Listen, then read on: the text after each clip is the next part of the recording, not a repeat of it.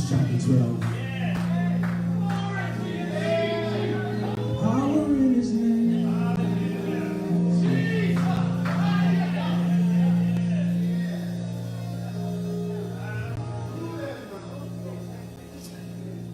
We've been talking about living by faith.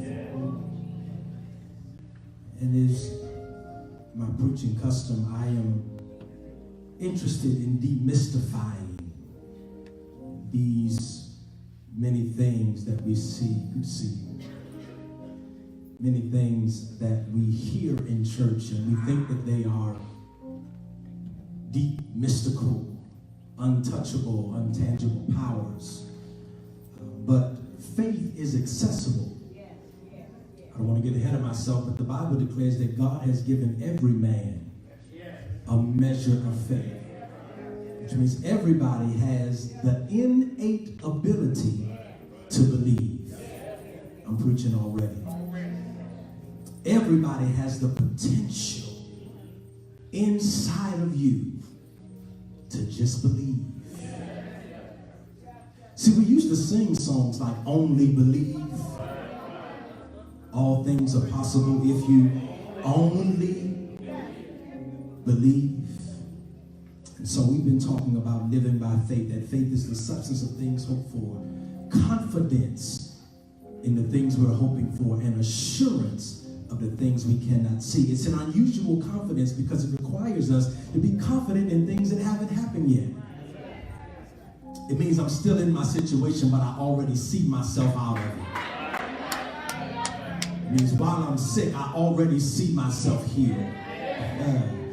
While I'm troubled in mind, I already see myself with peace. I already see. It means trusting God for things that haven't even happened yet.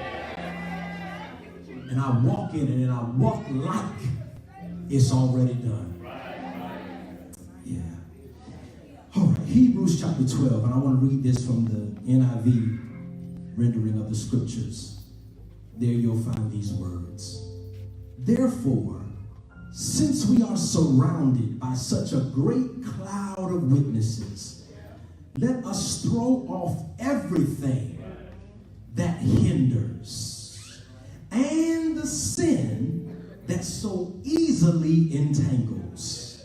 And let us run with perseverance the race marked out for us, fixing our eyes on Jesus, the pioneer and perfecter of faith.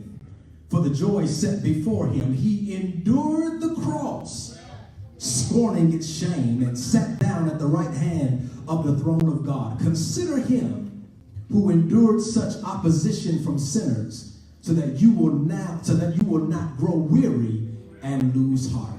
You may be seated. Therefore, since we are surrounded by such a great cloud of witnesses, let us throw off everything, somebody say everything, that hinders and the sin that so easily entangles us. Living by faith, part 3. Living by faith, part 3. Now, I don't want to shift the mood too much. I don't want to take us out the spirit. But I do want to be perfectly clear that I am not a Tony Romo fan. Just is my uncle, I don't see him. I just want to make that clear. That I am not, have ever been, nor will ever be a Tony Romo fan. Now, for those who don't know who Tony Romo is the former quarterback for the Dallas Cowboys.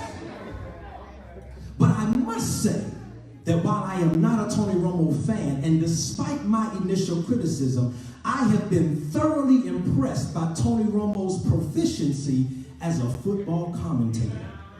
In particular, the way in which he called the AFC Championship game between the New England Patriots and the Kansas City Chiefs. It was quite impressive. I actually enjoyed Tony Romo's commentary as much as I did the game, because there were multiple plays where Tony Romo could look at the formations and could tell you what was going to happen next. there were several times where he called plays before they even happened. He said, Tom Brady is calling off the play. He called an audible. He's going to do this. He's going to throw it to this receiver. And it happened just the way Tony Romo predicted it. And listening to Tony Romo, it revealed to me, y'all, that there's a huge difference between someone who has merely seen the game and someone who has played the game. And the same is true, y'all, in the walk of faith. There's a huge difference between the testimony of somebody who knows about God and somebody who really knows Him. Yeah. There's a difference, y'all, between somebody who's religious and a believer. There's a difference between somebody who's churchy and somebody who's saved. There's a big difference between knowing He's a healer and having Him actually heal your body. Y'all ain't in here today. There's a difference between knowing He's a way maker and actually having Him make a way. There's a big difference between somebody who's seen the game played and somebody who's played the game. Watch this. In Hebrews chapter 11, the anonymous writer makes mention of 18 people who were not just spectators of faith, but those who lived by faith. And he lists the example, y'all, of 18 faith walkers. And then the writer goes on to say in chapter 12, these 18 are but a small sample of the multitude of those who have lived by faith. He says, while I've only mentioned 18, there are many more names I could call who could serve as examples of those who have lived by faith. The text says, we are surrounded by such a great cloud of witnesses. In other words, there sits in the stands of the heavenly stadium a great company of those who have run the race of faith. There sits in the heavenly stands those who are not just spectators of faith, but those who were participators of faith. Now watch this, y'all, because just to be clear, the writer is not suggesting that those who are in heaven are literally looking down on us. In turn, he uses this illustration as an analogy to remind us that the cloud of witnesses are not witnesses of us. They are witnesses for us. Okay, I'm trying. The cloud of witnesses, y'all, are not watching us. They are examples for us of those who have lived by faith. The cloud of witnesses serves as a reminder that you are not the first person to have a situation in your life. I wish I would say amen. The cloud of witnesses remind us that you're not the first person to have your back against the wall. You're not the first person to receive a bad diagnosis. You're not the first person who couldn't pay your bill. You're not the first person that's had the situation that you're going through. The witnesses remind us that there is no secret. What God can do, what He's done for others, He's able to do for you. Can I help y'all today? There's a lady in the cloud that had an issue of blood that can testify that God can heal your body. There's a lame man in the cloud that can testify that God can make the lame walk. There's a man in the cloud named Lazarus who was dead that can testify that God is able to raise the dead. Y'all ain't with me in here. There is no secret, y'all. What God can do, He's done it for others. That means He is at least able. Lord have mercy. I wish y'all would let me preach. And can I go on a little further? There's a man in the cloud that had a speech impediment. He stuttered, and God used him to deliver the children of Israel from the hand of Pharaoh. There's a man in the cloud that had a sleepover in the den of lions, and he came out okay. I'm here to tell you there are witnesses that can testify that God is able. Is there anybody here? Is there anybody in the cloud today in the congregation that can wave your hands, stand to your feet, clap your hands, and testify that God is able to heal your body? He's able to make a way. He's able to bring you out. He's able to. Is there anybody that has not just been a spectator, but you've been a participator of faith? Oh my God, I'm going to my seat. Watch this. Living by faith requires learning of faith. Y'all need to have this. I said living by faith requires learning of faith. Those who are witnesses to us are examples for us, which should encourage us to grow in our faith. That's a good thesis, y'all. I need to give you that again. I said living by faith requires learning of faith. Those who are witnesses to us are examples for us, which should encourage us to grow in our faith.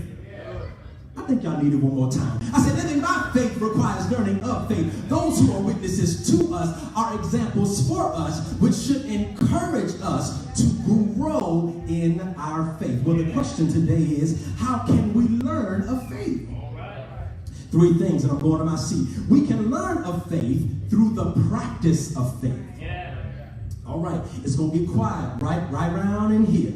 We can learn of faith, y'all, through the practice of faith. The writer says, therefore, since we are surrounded by such a great cloud of witnesses, here's what he says we should do. He says, let us throw off or lay aside everything. Y'all ain't in here. He said, let us lay aside everything. Still quiet. Everything that hinders and the sin that so easily entangles us. Now watch this, y'all, because the text says everything that hinders and the sin. Everything that hinders and the sin. And we can become so focused on whether or not something is sin that we fail to realize that there are some things that may not be sin that may still be a hindrance. You're so concerned about whether this activity is a sin, and it may not be a sin, but it may be a hindrance for you, which means that person may very well be okay being somebody else's friend, but they may be a hindrance to you. Y'all ain't gonna help me here. It's all right. He might be good as somebody else's man. He just may not be right. She might be okay as somebody else's girl. She just may not be right for you. Everything may not be a sin, but it might be a hindrance.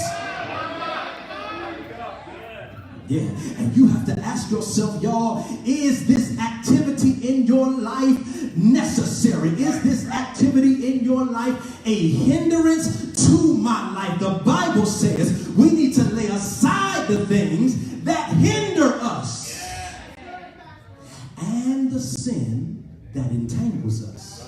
Now watch this, y'all. This is going to bless you. Pay attention right here. Hindrances block movement. If there's something in my way, it's a hindrance. It blocks me from moving forward. Are y'all with me in here? But watch this, because a sin or something that entangles restricts movement. Okay? Hindrances block movement, but sin restricts movement. In other words, when you are hindered, you can move, but only so far. And when you are restricted, you can move, but only so much. Okay, I'm trying one more time. I said, when you are hindered, you can move, but only so far. And when you are restricted, you can move, but only so much. But faith, the reason we have to throw off everything that hinders and entangles is because faith requires us to be mobile. Okay. You have to be able to move in faith. Sometimes, y'all, it is not that we are spiritually paralyzed, it is that we are spiritually bound. Oh, I'm teaching you here today, y'all. I said sometimes, y'all, it's not that we are spiritually paralyzed, it's that we are bound in sin and the hindrances that entangle us, that keep us from being mobile. Y'all ain't gonna help me me here. It's not that we are unable to move. It's that we are not free to move. You can move. It's just that you are so bound that you can't move.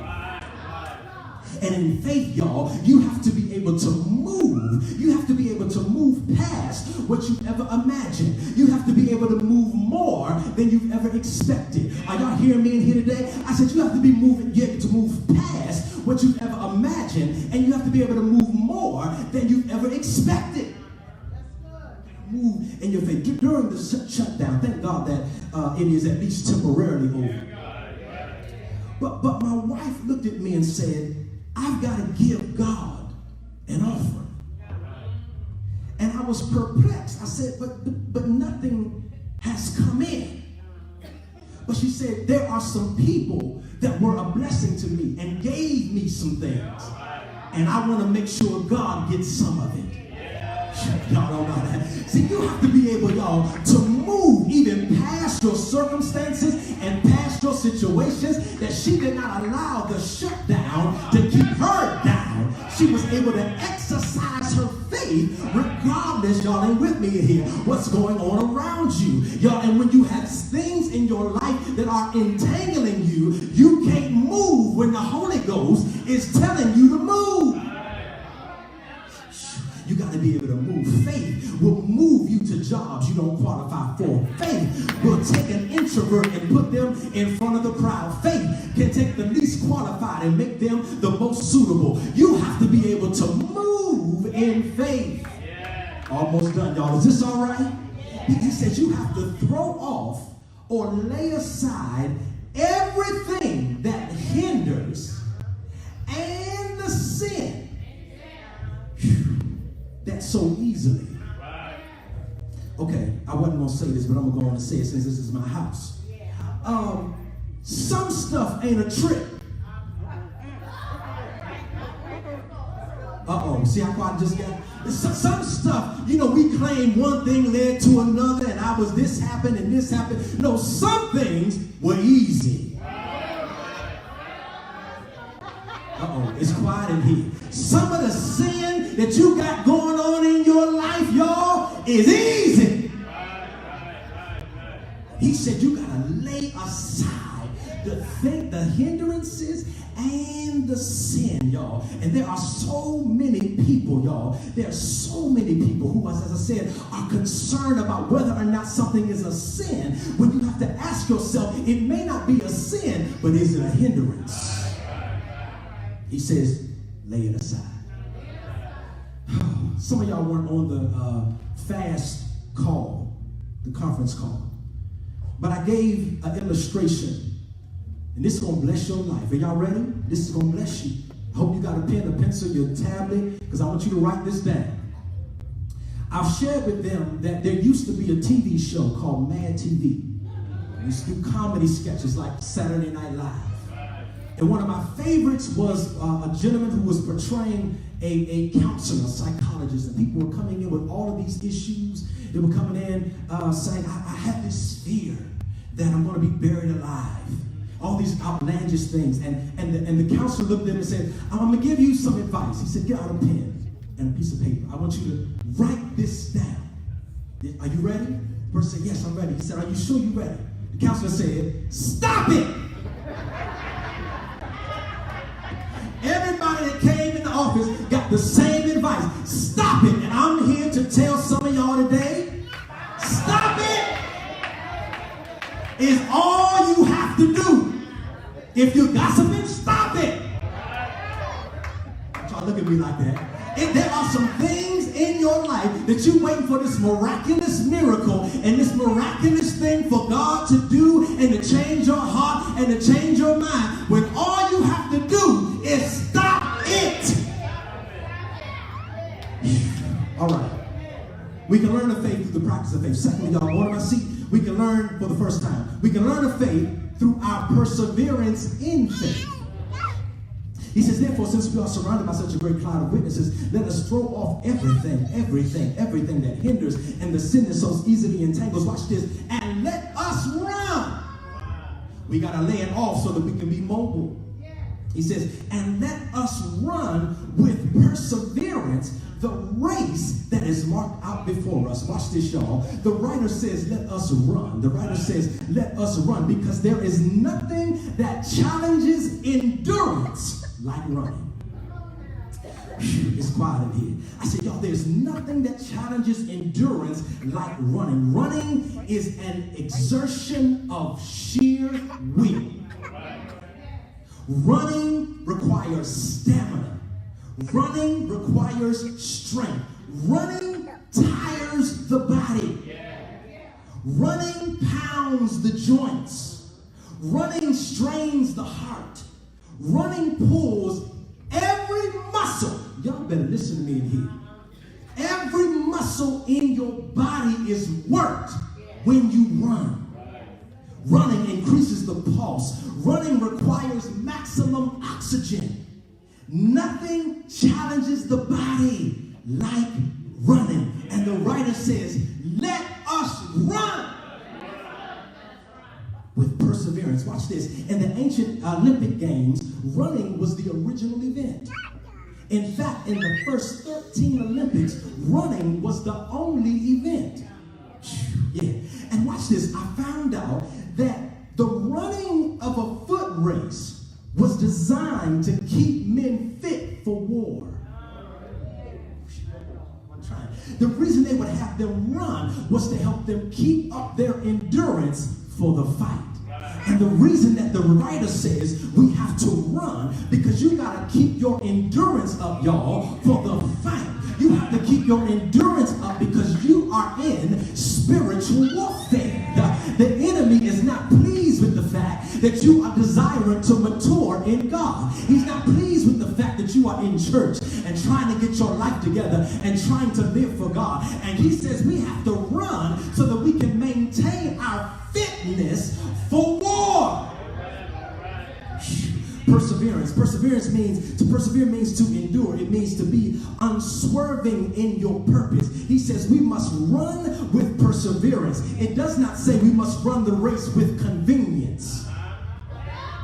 I'm trying, Dennis. I'm trying to preach the best. It doesn't say run this race with convenience. It says run with perseverance. It means that everything may not be convenient for you, but you have to persevere. It means you may not feel like it, but sometimes you gotta persevere. You may not feel like praying, but you gotta persevere in prayer. You may not feel like coming to church, but you gotta persevere. You gotta learn how to press your way. And we have to stop allowing meaningless distractions to get us off course.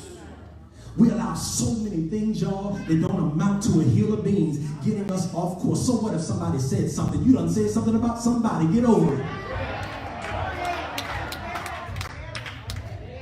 Don't you let that keep you from getting to your seat on Sunday morning. Don't you let that get you all distracted and tangled and making phone calls trying to figure out who said it. Some stuff you just got to let it go.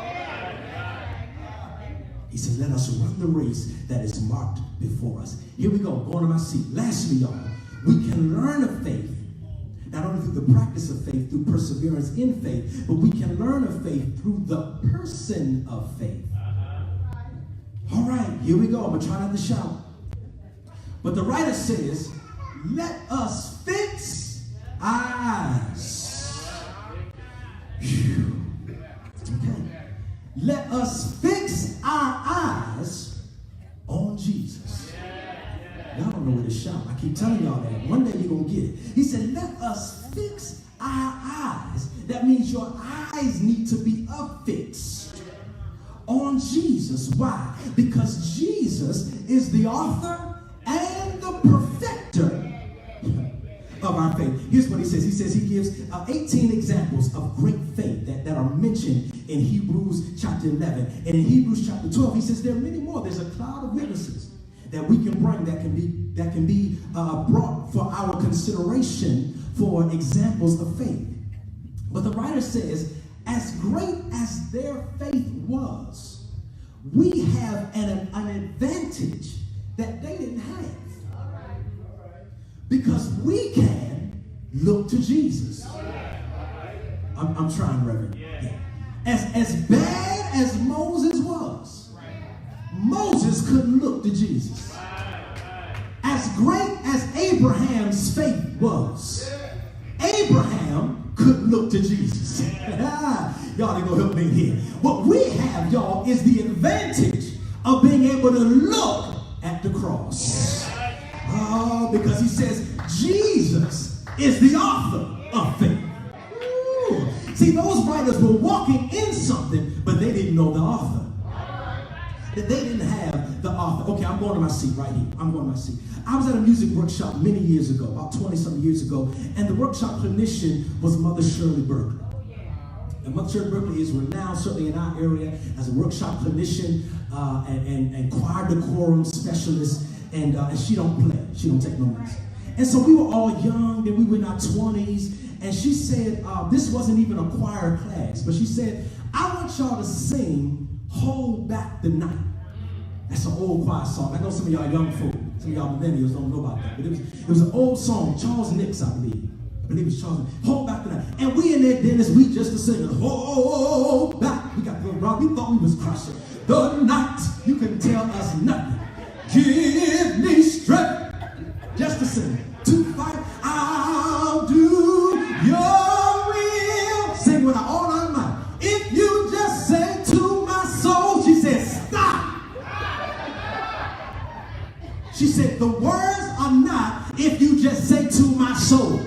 I'm tired of y'all singing this song wrong. She said, the words are if you just say to my storm. And she said, I know these are the right words because I know the writer.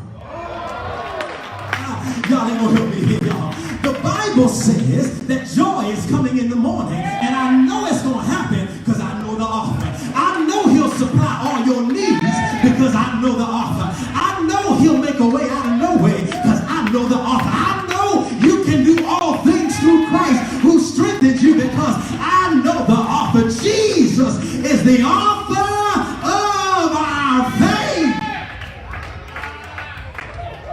All right, y'all, I'm done. He said, for the joy, but for the joy set before him, he endured the cross.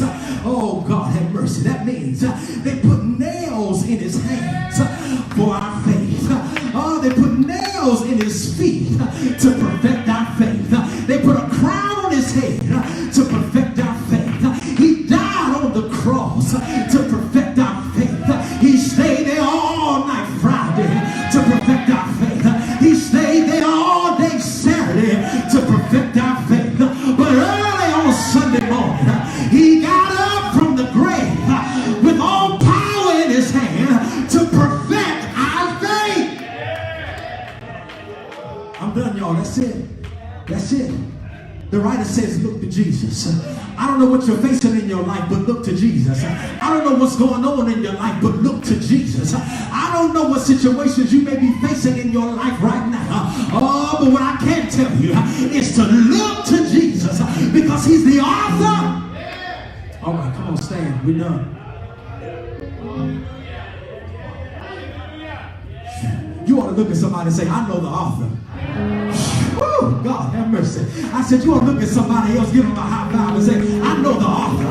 I know everything's going to be all right because I know the author. I know the Lord will make a way for. Wrap your arms around somebody and tell them, I know he'll make a way for you because I know the author. I know that he'll provide for you because I know the author. I know he'll get you through the shutdown because I know the...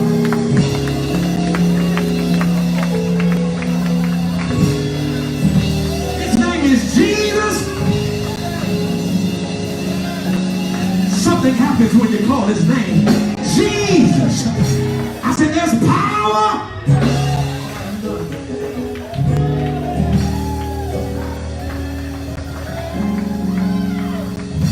The Bible said, look to Jesus. He didn't just say look to Jesus. He said fix your eyes on him. He said take your eyes off everything else and put your eyes on Jesus. See, because he's the author and the finisher. Do y'all realize faith is finished? When Jesus got up from the grave,